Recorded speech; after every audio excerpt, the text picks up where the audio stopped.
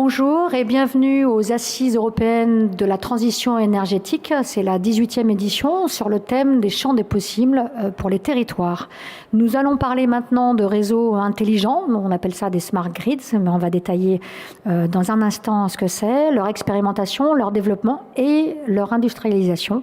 Avec vous, monsieur Alain Leboeuf, bonjour. Oui, bonjour. Vous êtes député de Vendée.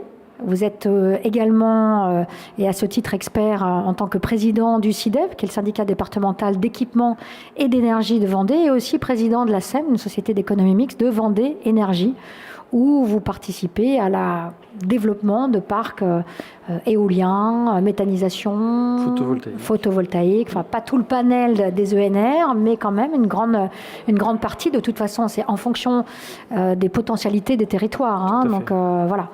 Alors, justement, le thème de cette année, c'est le champ des possibles des territoires par rapport à la transition énergétique.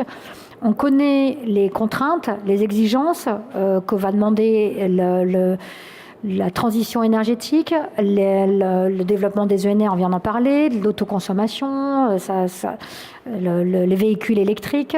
Vont se développer des nouveaux usages également, que ce soit du côté industriel, en amont, que ce soit en aval du côté des usagers, que ce soit des particuliers ou des entreprises. Et donc derrière, il y a une nécessité de développer un réseau qui soit plus mobile, plus souple, plus adaptable. On appelle ça le réseau intelligent. Est-ce que vous pourriez un peu développer, parce que c'est ce que vous avez notamment développé sur votre territoire? Oui, effectivement, donc avec le grand projet démonstrateur, donc Smart Grid Vendée, nous avons aujourd'hui le plus grand terrain d'expérimentation en Europe. Vous pouvez nous en dire un petit peu plus de détails sur justement ce démonstrateur? Habituellement, c'est les Bordelais qui sont les premiers, les plus forts, les plus grands. Oui, donc, oui, mais ils le sont aussi, je vous rassure, il n'y a aucun souci là-dessus. Et au contraire, aujourd'hui, on est simplement pour partager des expériences. Non, très concrètement, donc nous sommes propriétaires d'un certain nombre de points de production, vous l'avez dit, en photovoltaïque, en éolien. Nous sommes, à travers le syndicat que j'ai le plaisir de présider, nous regroupons l'ensemble des communes du département. Donc ça veut dire que nous pouvons travailler sur tous les lieux de consommation départementale, ou les lieux départementaux, excusez-moi. Donc ça veut dire concrètement sur une salle polyvalente, sur une école, sur une maison de retraite. Nous pouvons travailler aussi sur l'éclairage public. Donc ce sont autant de points de consommation sur lesquels nous pouvons agir. Et puis enfin, le CIDEV, donc comme tout syndicat d'énergie, est propriétaire des réseaux que nous avons mis en gérance, j'allais dire, avec Enedis, qui est notre grand partenaire sur cette expérimentation. Et donc aujourd'hui, l'enjeu pour nous, c'est d'essayer de trouver une meilleure adéquation entre cette production intermittente en fonction du soleil. Et donc locale, en fonction du soleil, en fonction du vent, trouver une meilleure adéquation entre cette production intermittente et l'attitude des consommateurs.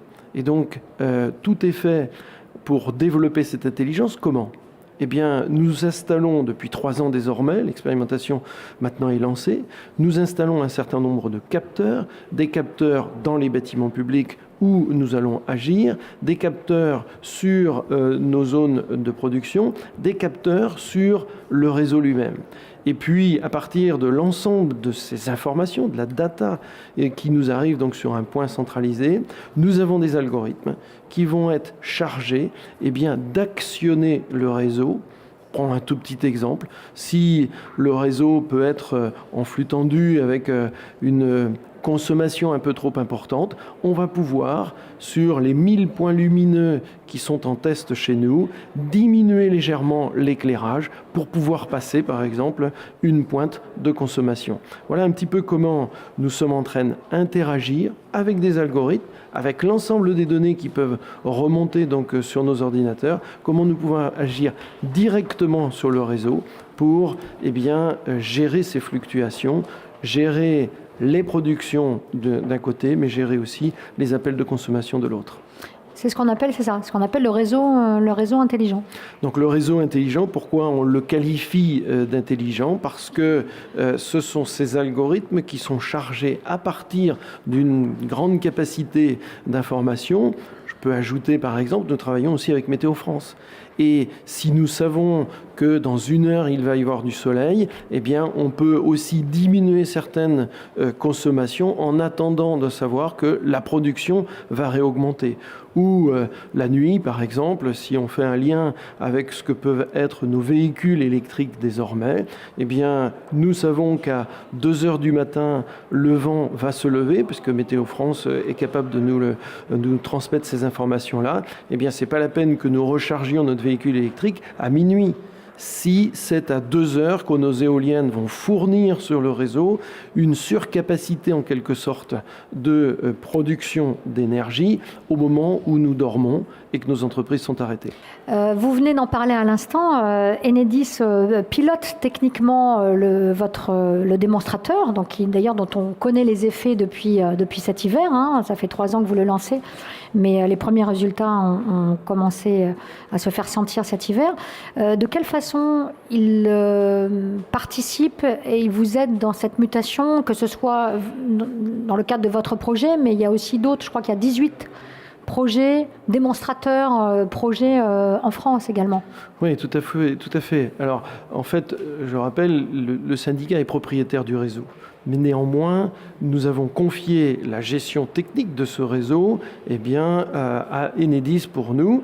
Et donc, concrètement, dans l'expérimentation, on a confié la direction technique à Enedis, qui est chargé justement de travailler sur cette distribution de l'énergie. Donc aujourd'hui, c'est un vrai partenariat que nous avons établi entre nous.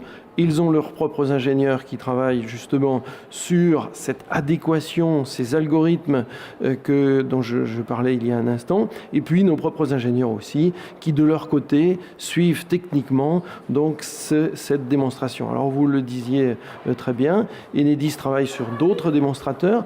Par exemple, chez nous, on a travaillé surtout sur l'adéquation entre la production aléatoire et la consommation. Sur d'autres démonstrateurs, par exemple à Nice, qui est très, très connu, l'expérimentation Nice Grid, où là, l'énergie va pouvoir être aussi stockée. C'est pas l'objet de notre démonstration à nous, mais voilà comment Enedis peut multiplier les projets pour que demain, nos réseaux soient le mieux adaptés à cette production diffuse de l'énergie sur chacun de nos territoires. Alors comme vous le dites très justement, demain, alors demain c'est pas demain mercredi ou jeudi, mais c'est une phase à moyen terme, voire peut-être à long terme. Et d'ailleurs, si on utilise le terme démonstrateur, c'est pas anodin, c'est-à-dire qu'on est encore en phase d'expérimentation sur votre projet, un peu moins, parce que on vient de le dire, il y a un retour d'expérience, il y a un début de concrétisation après un travail pendant 3 ans justement sur ce sujet, mais on n'en est pas encore à la phase d'industrialisation. On en est un peu au début, aux prémices, ou où est-ce qu'on se situe ? C'est la grande nouvelle qu'on annonce au Bordelais, c'est que justement on commence la phase d'industrialisation.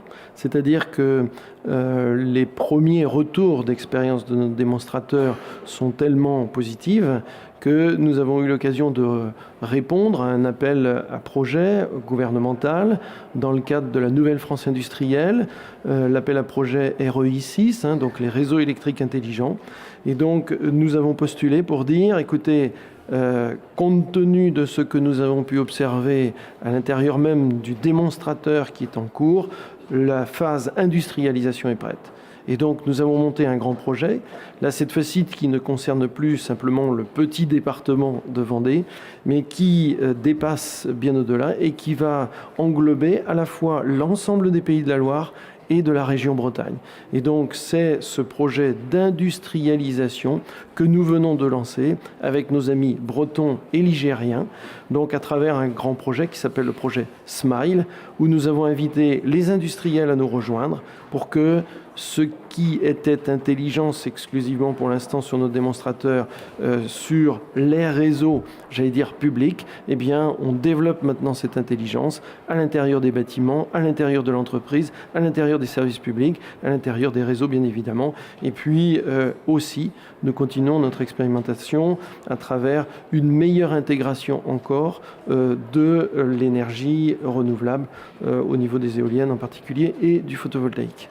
Merci. Alors, juste une dernière précision, parce que vous nous donnez l'eau à la bouche. Quels sont les résultats ? On a obtenu de très bons résultats, c'est-à-dire ? C'est-à-dire que Là où il aurait fallu que nous puissions renforcer les réseaux à certains moments, eh bien, nous avons cette possibilité justement avec une induction en quelque sorte de la consommation, eh bien, d'éviter un certain nombre d'investissements par exemple. Je prends un exemple, nous travaillons avec les châteaux d'eau. Plutôt que d'autres expériences où on a stocké l'énergie, nous on stocke l'énergie par exemple dans les châteaux d'eau. Alors vous allez me dire comment c'est possible de stocker de l'électricité dans un château d'eau.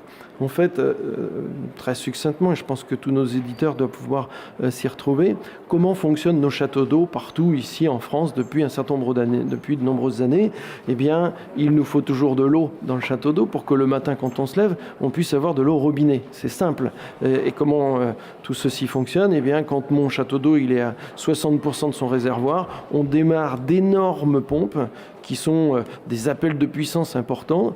Et quand est-ce qu'on les démarre? Alors si on les démarre, comme on vient de le vivre ces derniers jours, avec quelques difficultés justement de ravitaillement, eh bien si on les démarre à 7 heures du matin en plein pic de consommation, c'est sans doute là aussi un appel qui est en train de déstabiliser l'ensemble du réseau. Or, avec notre démonstrateur, on a fait la démonstration que justement on est capable de prévoir la production, on est capable de prévoir le pic de consommation à l'heure où il va avoir. Et si notre château d'eau à 1h du matin, quand nos éoliennes tournent à fond, est à 70%, on ne va pas attendre 7 heures que tout le monde ouvre le robinet. À 1h du matin, on injecte l'énergie de nos éoliennes dans les pompes et donc dans un niveau d'eau qu'on remonte. Et à 6h ou 7h du matin, quand il va y avoir le pic de consommation, même si on descend à 60%, on va interdire à nos pompes de démarrer parce qu'on sait que nos algorithmes ont calculé qu'à 7h30, ça ira déjà beaucoup mieux, que le vent va revenir ou qu'à 8h, le soleil va commencer à briller, etc.